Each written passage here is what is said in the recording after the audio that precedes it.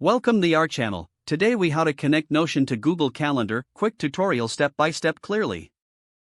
First, open your Notion workspace in your web browser. Navigate to the page where you want to connect Google Calendar.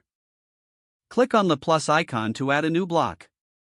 Select the Embed option from the menu. In the Embed block, enter the URL for your Google Calendar.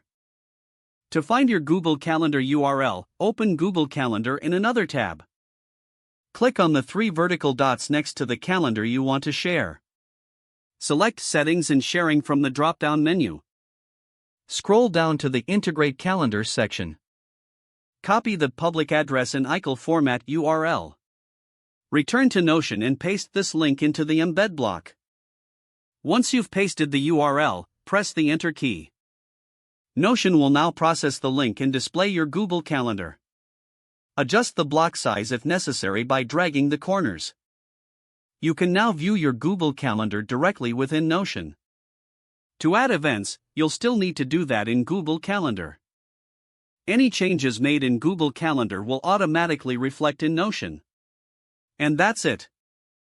You've successfully connected Notion to Google Calendar.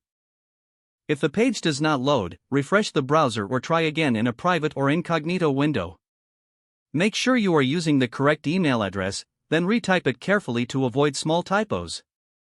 If your password is not accepted, use the reset option and create a new.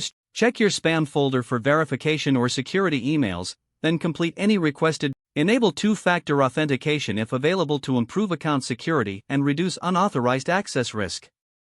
After signing in, review your profile details so your contact information and settings are accurate and current. If you see an error message, note it down and try again after restarting your device and internet connection. Log out when you finish, especially on shared devices, to keep your account and payment information secure. If the page does not load, refresh the browser or try again in a private or incognito window.